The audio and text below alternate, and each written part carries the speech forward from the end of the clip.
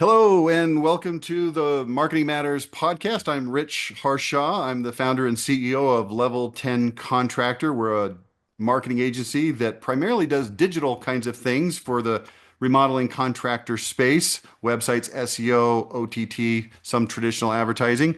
And today I'm here with special guest Jer Ronan. He's the founder of Yankee Home. I first met him, gosh, I want to say roughly 5 years ago. I was doing a speaking event at Okna Windows annual summit or whatever they call it, and ran into this guy. I just happened to sit by you at lunch, and I thought, oh, this is an interesting guy. Fast forward about 5 years to a couple of weeks ago, I was at the same meeting, Okna Windows, speaking again. And I ran into Chair again and I said, "Hey, what are you doing? How's it going?" And he said, "Well, things have changed a little bit in the last 5 years. And so we're going to talk about that." Chair, welcome to the podcast. Thanks. Thanks for having me, Rich. And I think the major change in the last 5 years for you is you've stepped back a little bit from the day to day of the business. I don't think we'll use the word retire. What would you call it?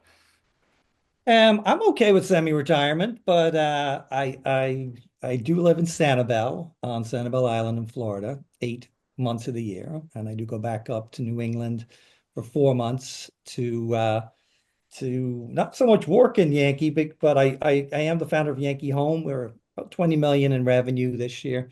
We have two locations in Albany, New York, and Chicopee, Mass. But the company runs without me. We've been doing EOS for 6 years, and have no intention of selling the company. And I enjoy the way it works. So I get offers So all the time now, but I'm not so keen. let's start there because that I think that's a relatively, not completely, but relatively unusual sentiment, which is I don't want to sell the company. Most guys get to your position, $20 million company, ready to, work less hours per week. They say, "Hey, line up at my door, private equity, make me an offer. I'm out of here." Why are you not going that route? And several of my friends have gone that route. And there's nothing wrong with that. Different, different strokes for different folks. For me, I work 2 days a week, Mondays and Wednesdays, and I'm okay with that. And when you can work remote, thanks to COVID, when you can work remote, why and the money comes in and it's a profitable company and it's growing. We're up 42% year to year in the first quarter of 2025. And it's profitable, double digits. Um, I don't see a need to sell. No compelling reason. Are you the sole owner? Do you have, is there employee ownership or how does that work? Sole owner. Yeah. Okay. Up 42% this year. Um, I'm pausing because I'm looking at that number. I wrote it on my pad here. That's an exceptional number, okay? Especially for a company like, look, if you're $3 million, you grow 42%, that's one thing. Your $20 million company grow 42%. That's a different thing, especially with the what I would call uncertain economic climate that we're in. I wouldn't say we're in a bad economic climate by any definition, but uncertain is certain. Uncertain is certainly happening. So what's happening this year that's making you perform better? Well, like I said to you, we've been working with EOS for 6 years. It takes a while to get it going. The team I have now, Rich, they're just starting to gel. And it's never one thing, it's always a combination of things. And a lot of our marketing we control ourselves, and which is what I was talking to the Oakland folks with when you were sharing the stage with you a little while ago. And we get better at just about everything. I mean, it wasn't just one thing. It isn't just marketing. It's sales, it's production, and it's a combination of factors. So I wouldn't put it down to one thing, but I will tell you for folks who have been maybe starting this or thinking about getting into a business where you can sit back and and live someplace separate from the business. If you don't read E-Myth and you don't understand that, I think Michael Gerber said it the best. You don't manage people, you manage processes. And when you figure out that concept of managing processes, and understand that you need to become an expert at marketing, you're not going to be able to just step away like I was, and I do. Okay, so let me ask you this. There's different expertise areas within a business. There's sales management, marketing, financial management, production, operations. Those would be what I would consider the six major ones. We could probably dicker about if there's some other ones. What's your personal core competency? Two, sales and marketing. I was a salesperson in this business. I actually, before I had a company, I called on a guy called Rick Rosso. You might have known him. I worked for a newspaper, and he had his own home improvement company in Western Mass. This is before he became, the guru that he was, and a great mentor of mine too. And of course, he would run up some bills, and you know how he was with paying his bills. But either way, he was. I got to see it hands on. I got to see it early on, and but I was a salesperson in this business. I was good at it, and the company that I worked for was an offshoot actually of Rick Ross's business, and I know a lot of salespeople don't necessarily work out really well. Um, Sales managers and stuff when they start this kind of business, a lot of times they don't succeed. But I had a couple of good mentors, Rich, and but sales and marketing are my forte. Okay, so sales and marketing, I heard you. There's not a lot of people that excel in sales that also excel in marketing. My observation is, I wouldn't say that they're mutually exclusive, but I might almost say that they're mutually exclusive. It's a different mentality. Uh, I just haven't seen a lot of crossover in that. So, like, how did you? So you were doing selling. How did you get good at marketing? Somebody turned me on to Dan Kennedy, a guy called Dan Kennedy, and actually it was Brian Cascavalsi, a mentor of mine. He turned me on to it, and I literally ate, as drank and slept Dan Kennedy for quite a while, and When was this? How long ago? He's been around since the 70s. yeah, he's been around for a long time, right? Well, the company is 17 years old. So at the beginning, you learn that it doesn't matter how great of a contract you are, if nobody knows how great of your contractor you are. And a lot of companies, I looked at the odds, starting a home improvement company, was it 9 out of 10 or whatever fail? And so most of them failed because of the owner, and most of them fail because of they're inept at marketing. So I wanted to become a student of marketing. And Dan Kennedy was my conduit, so to speak, into the world of marketing. And I till this day I still read tons of books on marketing. What are some of the foundational tenets or principles that you learned from Dan Kennedy? Okay. Um, well, it's funny you should say this because I'm part of a peer group, and we've been together, 14 companies been together for about 6 years now. And one of them sent me an ad to comment on. They asked, what's your opinion on this ad? And it was a beautifully produced ad, Rich. The logo was right on top of the ad. The fonts were great. The graphics were great. And it was a beautiful ad. It was like somebody out of marketing school produced, right? They get an A for this. But the phone's not going to ring on this ad. And Dan Kennedy was a big guy on ugly ads. Didn't care about how beautiful it was. Didn't care about how well put together it was. The point was, is the phone going to ring? So with this ad, I had to dissect it and take the logo from the top, put the logo on the bottom. If somebody's interested in your offer, they will find the logo. Even if the logo's buried someplace, they will find it. So the mistake, and you'll see this, you open up a newspaper, you'll see this tiny little mistake that are, well, not tiny, it's a fundamental mistake that people make by putting the logo on the top, and the call to action is hard to find. So I went through this ad, and I'm more than happy to tell you all of the things I shared, I'd but be interested to hear, maybe not everything, but a couple of the top one or two or three things. most important thing of an ad is the heading. If you don't have a compelling heading, they're just gonna skip over and go to the next or scroll up to the next ad. Next, you want a subheading that basically drags people or drags the eye into the ad. The second most after that, you want to have bullet points, and people like on anything they like the cheat notes. So if there's bullet points, Make sure there's 4 or 5 bullet points. Never put a full stop at the end of a bullet point because you want to go from one bullet point to another bullet point to another bullet point. If you're putting graphics in, which graphics are good, make sure whatever's underneath that graphic, because that's one part that the eye will go to, is because people are nosy. They want to see who's in a photo. And photos can be good, before and after pictures, um, crews, things that humanize the brand. The call to action is at the bottom, and the call to action is generally next to the logo. And a well-produced ad will be compelling heading, subheading, bullet points, graphic that ties in, and a call to action with a definitely some type of an expiration date. You want to put some scarcity in there. But that simple formula, well, Dan, I didn't come up with that. Dan Kennedy came up. And you would be amazed how few people don't follow it. Well, and you probably know this as a student of marketing. Dan Kennedy didn't invent it either. It goes all the way back to Claude Hopkins.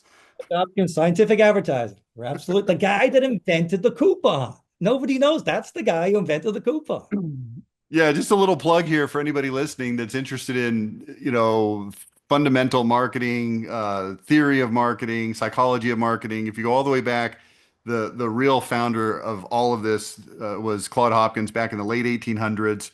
His book is called My Life in Advertising slash Scientific Advertising. It's actually two books in one volume, and it'll blow you away. It's amazing. And everybody that came after that, Rosser Reeves in the 1950s, Dan Kennedy in the 70s and 80s and beyond, Jay Abraham, and then more recent guys like, you heard of this guy, Rich Harshaw? Sure, I've heard of him. I've heard of Rich. Yeah. All of these guys influenced by Claude Hopkins, and then of course the later guys like me influenced by guys like Dan Kennedy, Jay Abraham, etc. So it's fun to talk to people that have that background because honestly, even in a podcast like Marketing Matters, where we're talking about marketing, relatively few people have that depth of background. You're right. I mean, you're just to give you some more background on me. I came to this country with $80 in my pocket, and when you're an immigrant, you tend to. Brian Buffini calls. He's another mentor of mine. If you ever get a chance to listen to any of his podcasts, they're phenomenal. The guy lives literally down the street from me in Dublin when before he emigrated. But you want to learn as quickly as possible. You don't want to make a fool of yourself. And if you're going to be in business, you might as well learn to do it right, and marketing from day one. And I'm still a student of it. Turn a lot of the team onto certain podcasts and certain articles, and I enjoy it. I enjoy the concept of, and this is something that a lot of contractors miss, is the concept of the marketplace is more important than what's in your head. In other words, what you perceive as a good ad is not about what you perceive as a good ad. It's about what the marketplace perceives as a good ad. For example, I'd never bought anything off the phone. Somebody calls me up. I'm like, no, take me off your list or whatever. But I have a calling room that generates hundreds of thousands of dollars. Last month, we did $2 million in business, but hundreds of thousands of that came from a calling room. So it's not what I think. It's what the marketplace thinks. So that fundamental concept of taking yourself out of it, and it's not about what you think, it's about what the marketplace thinks, is a mistake a lot of owners make at the beginning. And I didn't want to make that mistake. I didn't want Jay Ronan to be the person that Yankee Home would go down in flames because of him. I didn't want him to get in the way. I wanted to do it right. And this is why I became a student of marketing early on. So at Yankee Home, I understand that you've stepped back, you're working 2 days a week, and other people are quote unquote running the business. Um, what are your main marketing modalities that you're using? Obviously, it's the call center. You generate a lot of business through that. What else are you doing besides that? Well, we use Facebook, and we do it ourselves. We taught ourselves. This took 2 years. This was something I didn't realize, skipped over when we were talking in Okina. But in order to get really good at Facebook ads, took a course. You probably know Russell Brunson. He bought Dan Kennedy. Yep. Russell Brunson has a course on, and I'm sure you help people too.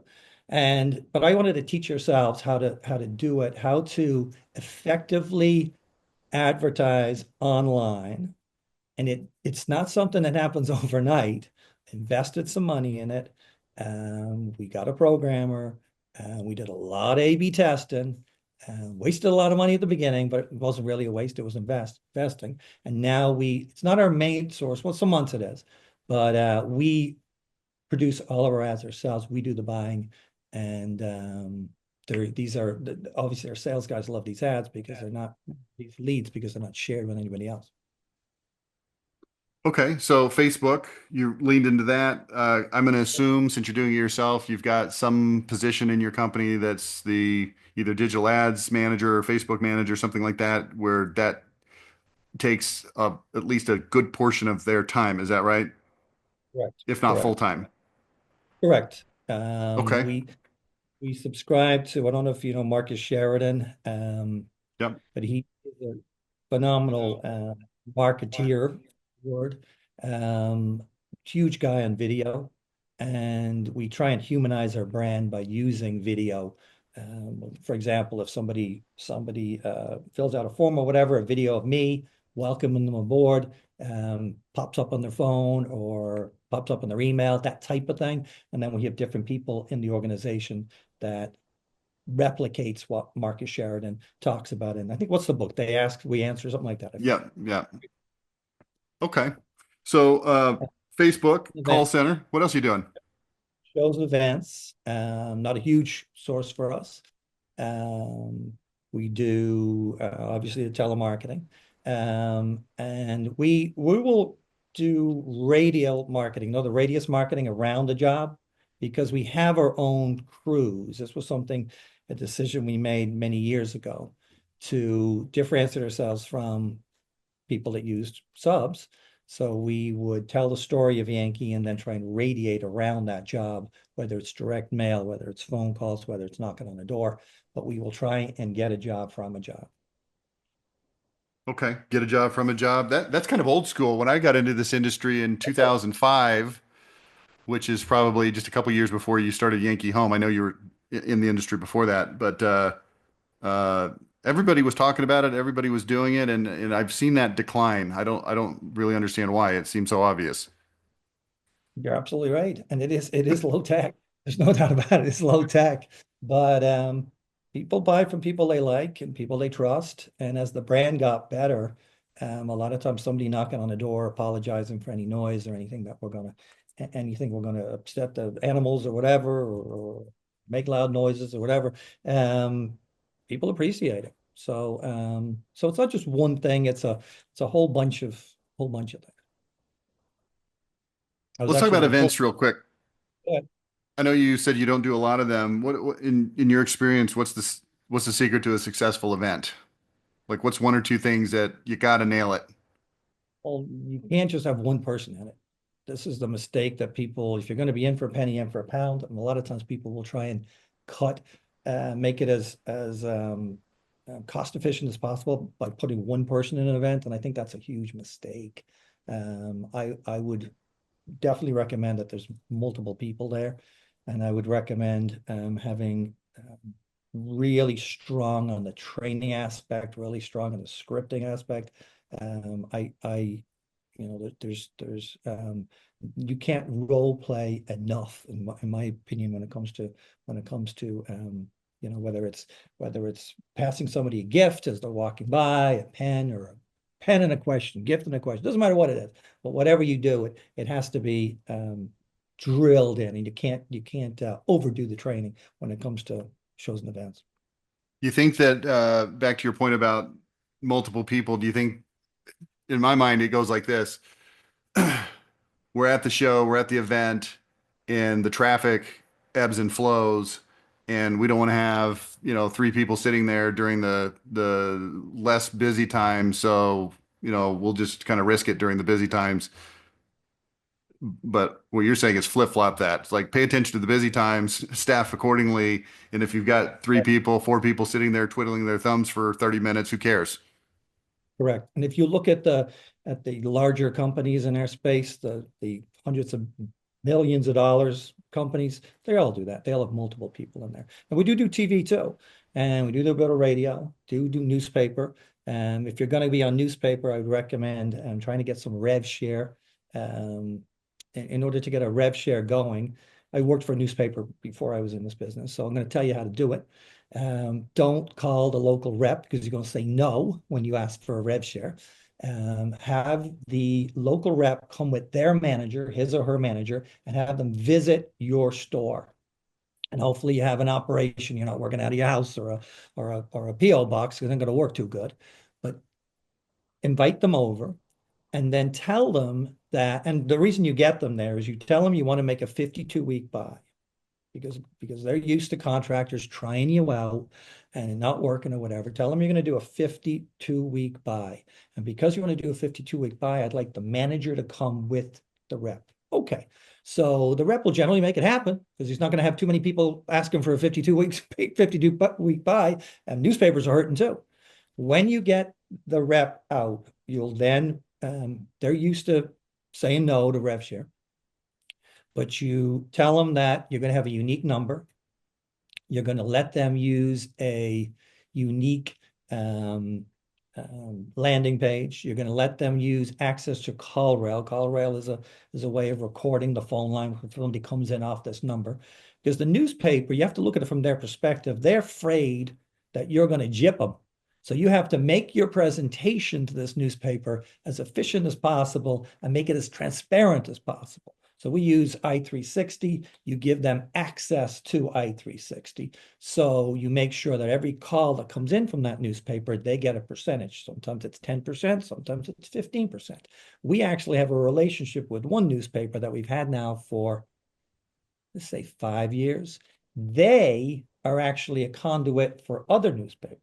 They actually go out and get other newspapers for us, and we pay them a percentage of setting up these rev shares. But a rev share has to be set up on a newspaper, and then people go, "Why would you want to give 15% of your business to a newspaper?" Well, you're only giving it to them when you make a sale. Yeah. So it's perfect. This is why now I can't Well, do rev share for everybody, but I'll do it with wherever I can do it, I'll do it.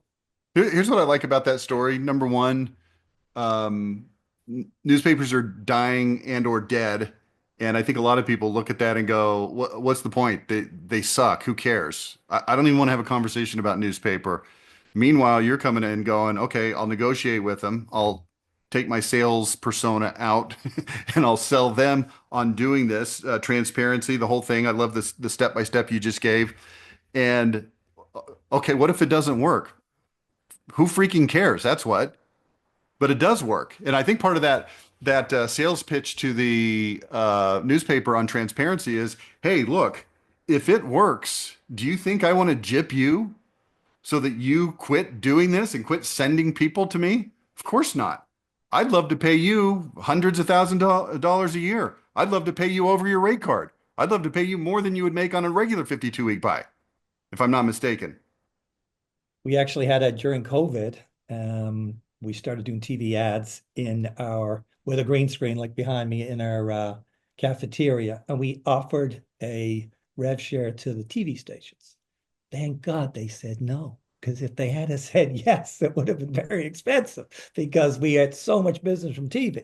But normally, and we actually made so much money off TV during COVID, just like everybody else. But if you can find a rev share on anything. And first off, this is another Dan Kennedyism. If you've tried something and it doesn't work, you don't necessarily doesn't mean that source doesn't work. It means you didn't work it properly. So Dan is a big proponent of trying multiple things simultaneously, number one. And number two, it's not the media. It's you. It's your offer. It's whatever way you did it. So regarding newspapers, lots of people have, and I think I told we talked a little bit at Oaken about the secret of success. We're huge in replicating success.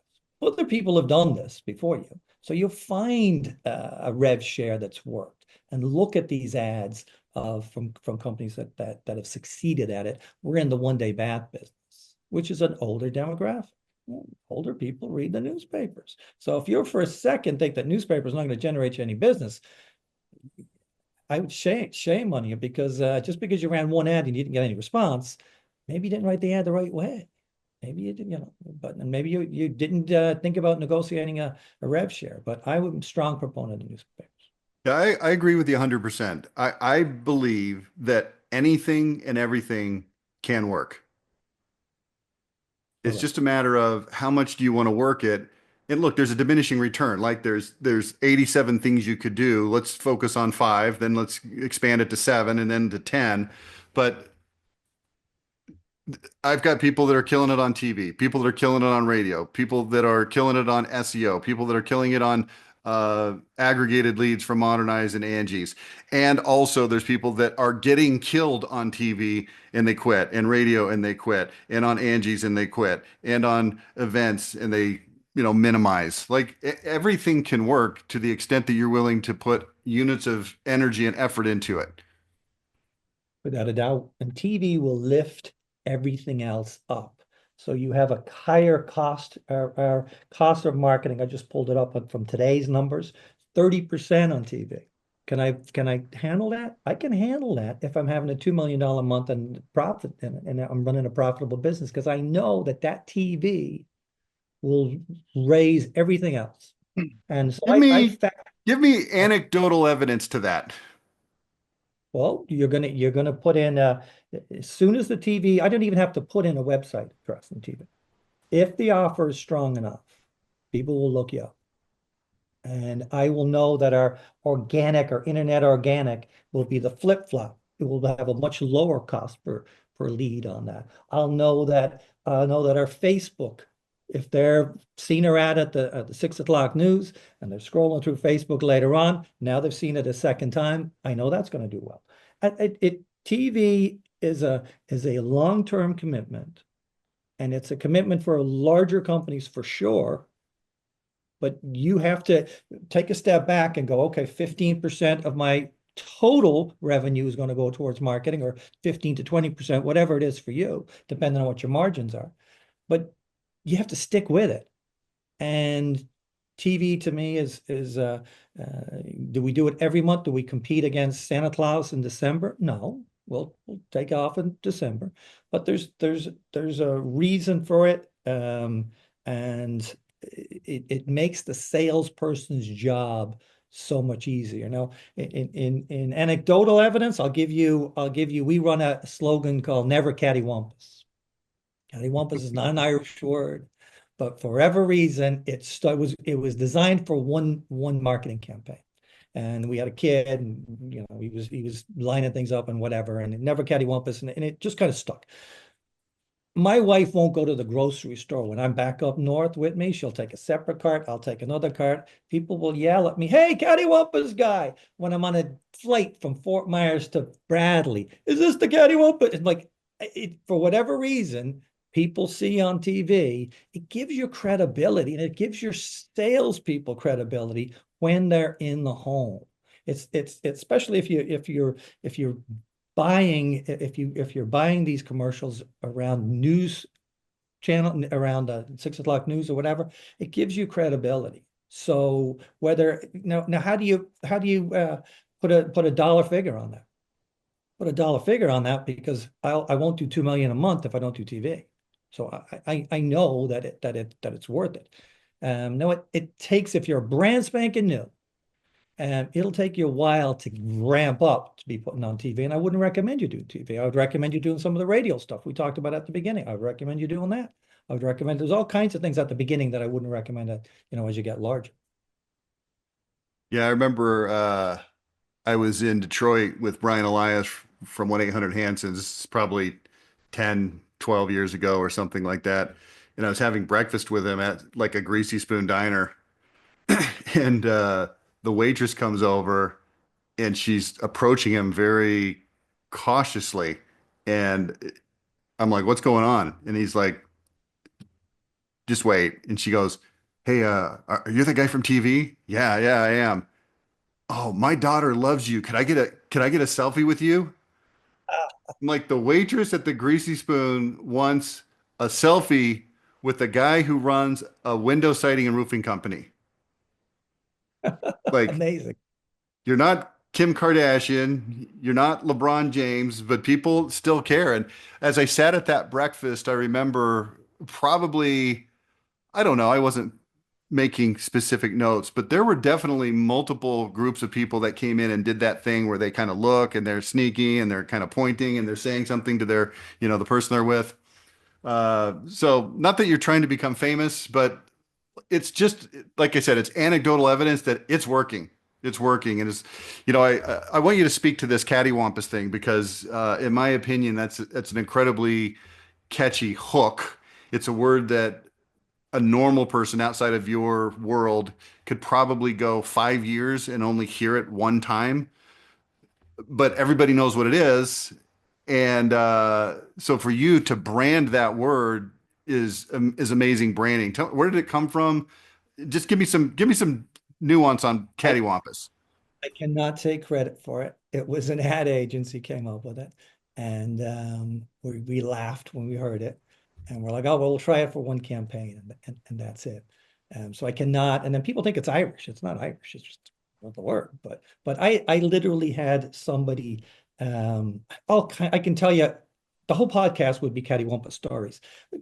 You're at the traffic light. The guy does this. You're like, I'm in a rental car. I finally figure out how to lower the windows. I lower the windows. What the F is cattywampus? He's yelling at me, right? He didn't say F. He said the whole word. And I'm like, literally, this. I'm just letting he's laughing when he's saying it. But stuff like this. But it's called a USP. And Dan says every single person, every single company will have a USP. Now, we designed Cattywampus is just one part of it, but I had a run-in with a contractor and way back when, and he stole my $2,500 deposit. His name is Jamie Carner. His name is in every single company story. And every single time a presentation is made, it's the story of how I got into the business by being ripped off by a contractor is told. And it's told because homeowners are afraid of us. So whatever your USP is, whatever, there's something unique about your company and something that will humanize you and somebody that something that'll make the homeowner look on you a different way, so to speak.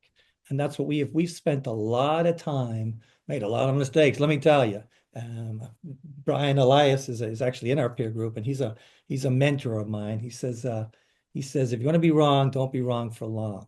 And I've made mistakes, but I've learned from them.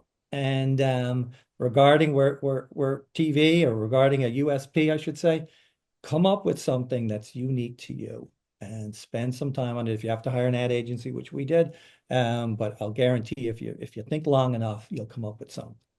Yeah, and just a little context for the audience, USP, unique selling proposition.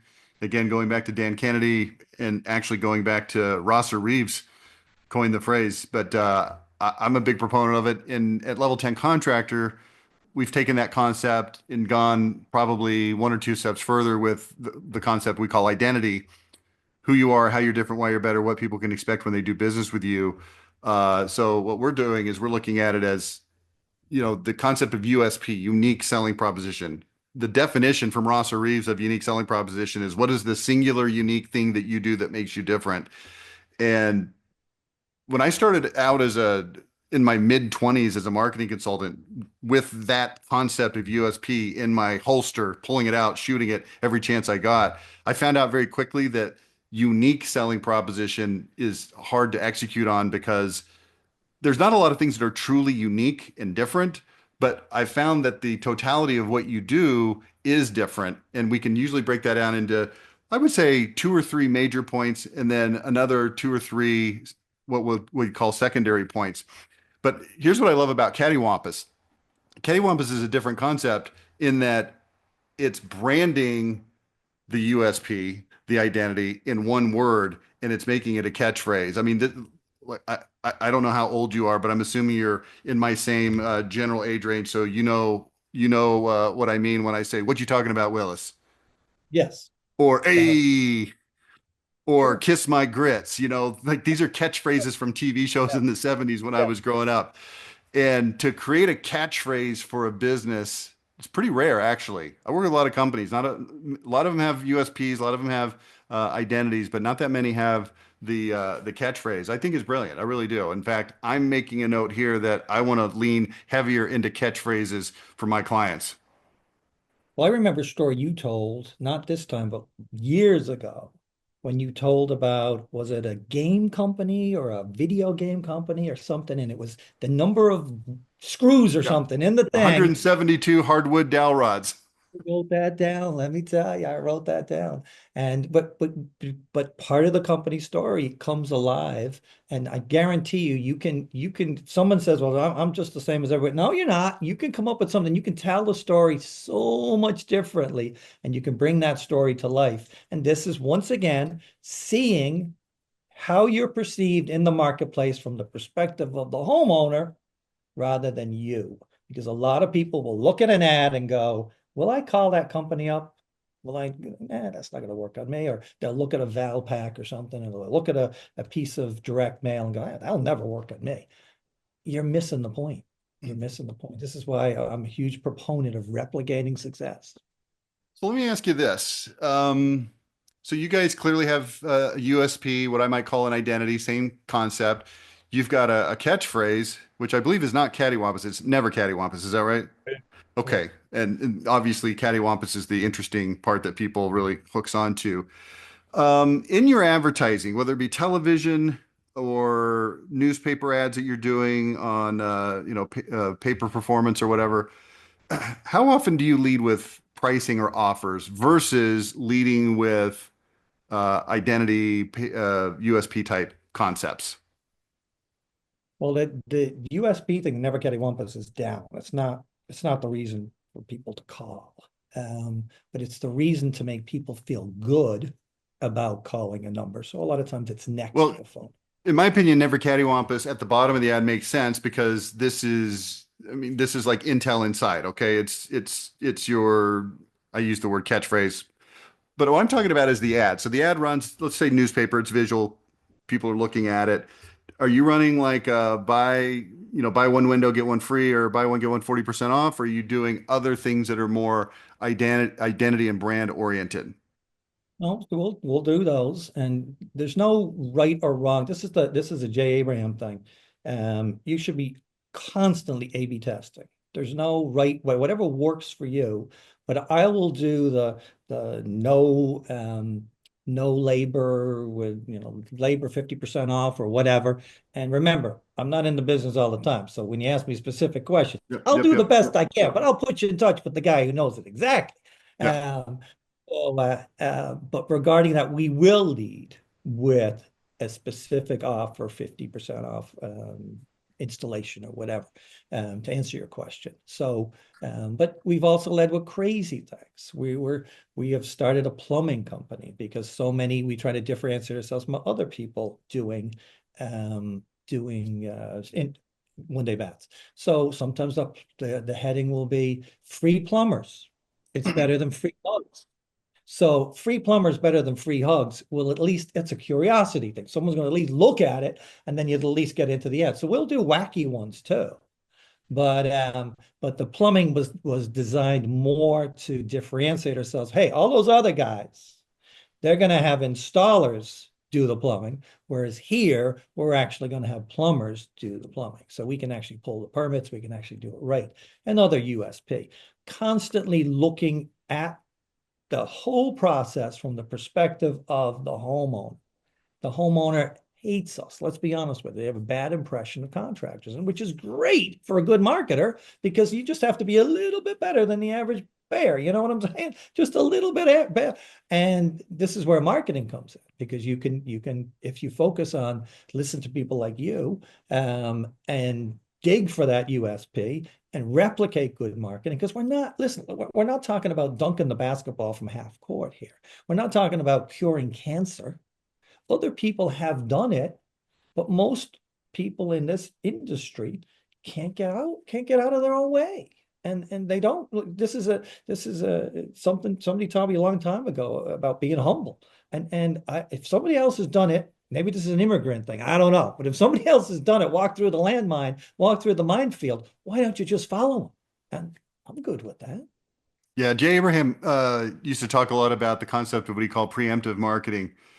And the idea was that maybe what you do isn't totally unique to you, but if you're the only one talking about it, and then I would add on top of that, talking about it in a granular way so that people can really understand it, telling stories, then you're going to be the one that gets credit for it, even if you got four other competitors that can actually perform at that same level on that thing. Correct, correct. And this is why a lot of contractors will spend all this time trying to be the best contractor in the area. Well, guess what? People don't care if you're the best contractor in the area. They care about whether you're going to solve their problem. And if you can come across with your ads that you're going to be there to solve the problem, then okay.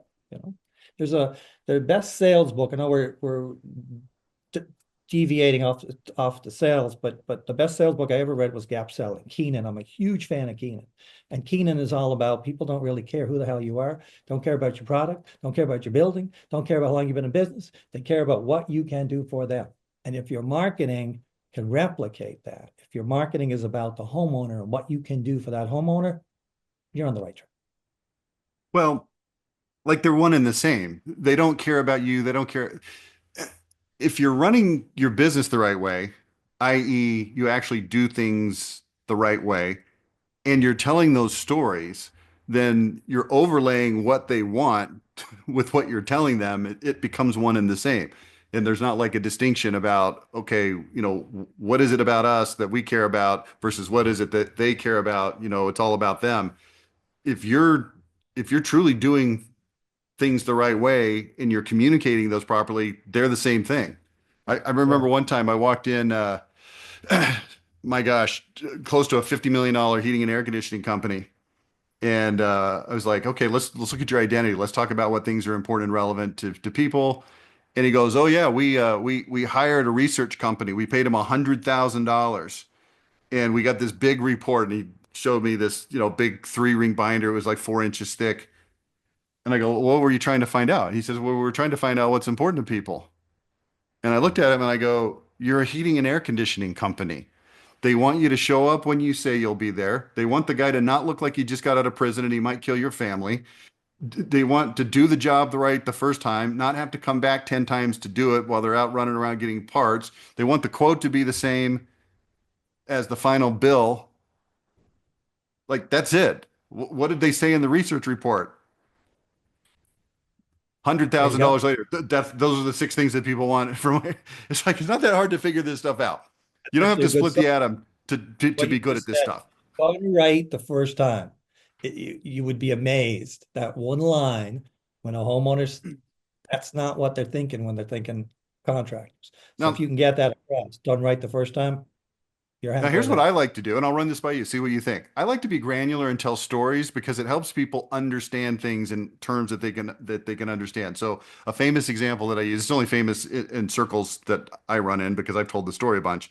But the story is a remodeling company ran an radio ad that said, when it comes to remodeling, people always want to know how much does it cost. But what you should be asking is, how much does it weigh? How much does it weigh? Yeah. As an example, at Jericho Home Improvements, that's the name of the company, we use Moen faucets for all of our kitchen and bathroom remodels. Our kitchen faucets are beautiful. They're made in America. They're made out of metal, the best quality materials. They're guaranteed for a lifetime, and they weigh about 10 pounds each. Our competitors, they're going to cut corners. They're going to use the cheapest materials possible. Their faucets are going to be imported, probably from China, half plastic, half metal. They weigh about a pound and a half. What would you rather have, a 10-pound faucet or a pound and a half faucet? And people hear Great. that and they go, I don't know anything about remodeling. I don't really even know anything about faucets. But based on what that guy just said, probably 10 is better than a pound and a half. And now you get credit for being that company. And look what we just did. We just price conditioned without ever saying that we're more expensive. Which is great. Perfect. So, I it's all about what is it you do, and then let's find the story to tell. Look at the story that I told about 172 hardwood dowel rods 5 years ago, and you still remember it. remembered them. There you It's go. crazy. Yeah, yeah, that is crazy. The the concept of I just lost my train of thought there. What you just said, let me Storytelling. yes. We run around July 4th. We run these full page ads And it's a thank you, America, open letter to America from the wording of a from an immigrant. I'll put some pictures of what happened during the year. A lot of it's some of the charity stuff we do. And we have a coupon at the bottom.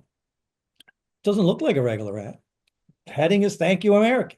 From an immigrant level, an immigrant's perspective, on his perspective, it's all true. I literally not a day goes by I'm not grateful for immigrating here, right?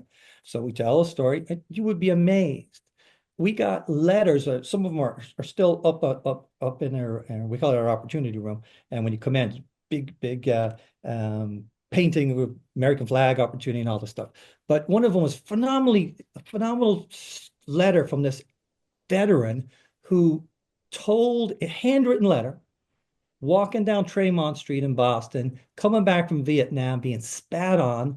And he's talking about, I wish more people would just say what you just said about America. I mean, it just like hit a nerve. And now we don't run that all the time. We run it around July 4th. And like you just said, when you tell a story and you come at it from a totally different perspective, sometimes it resonates. And you'll be shocked that you see an open letter to America, thank you. You think that's going to work? I'm just telling you. Now people like look for it around July 4th. So, Well, let's end where we started. okay. And I'm gonna wrap I'll give you a chance to have the last word in a minute. But I want to anybody who makes a decision to sell your company to private equity, more power to you. I don't have any problem with that. It's a great way to exit. It's a great way to set your family up for generational wealth, all of that. Also, I want to commend you for not doing it. And I'm going to tell you specifically why. Because the companies that I've worked with that have sold to private equity, they have built their companies extremely successful by being authentic to whatever their identity is, no different than what you just said. And they do the kinds of things.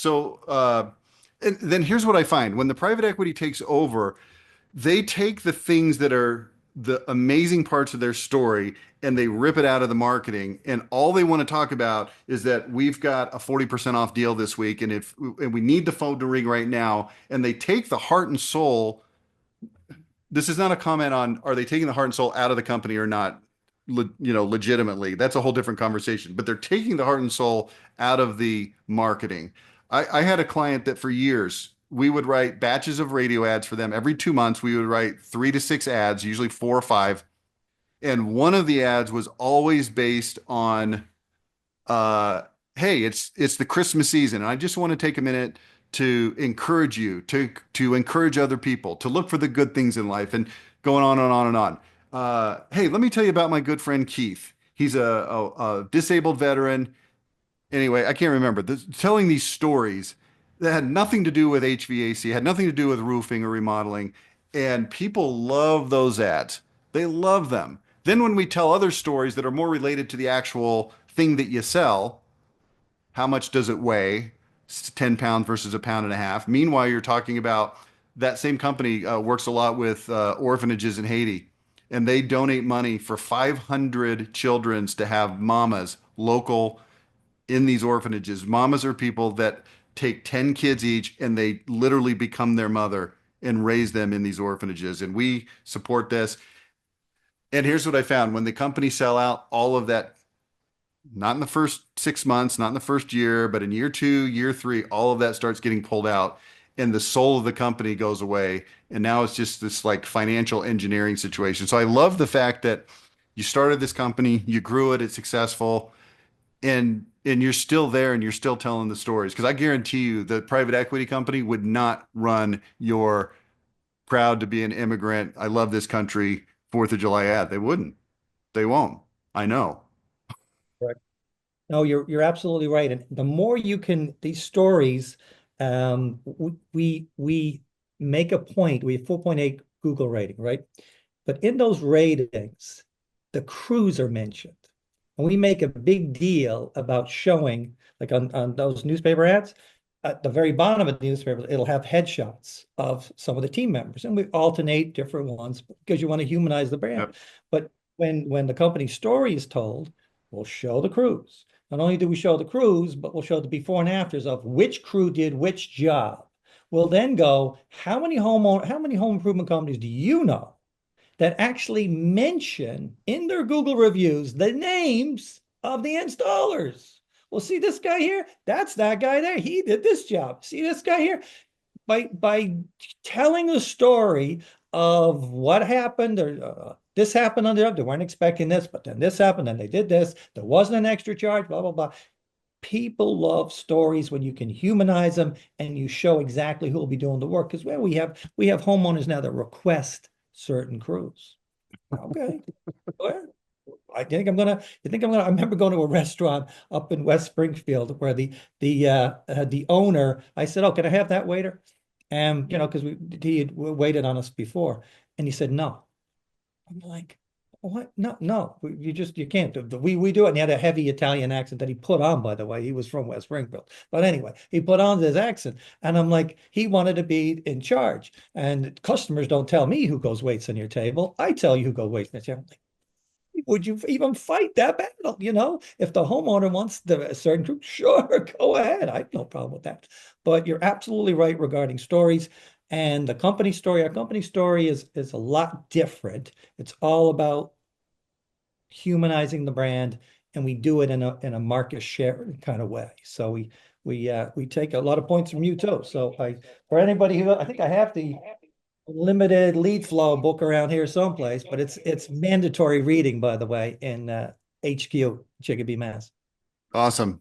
Well, hey, Jer, it's been a pleasure.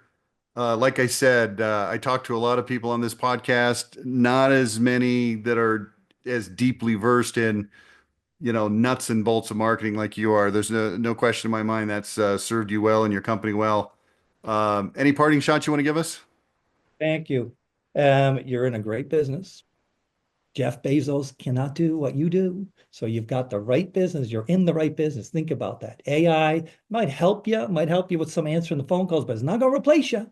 You're in the right business. You're in the right business at the right time.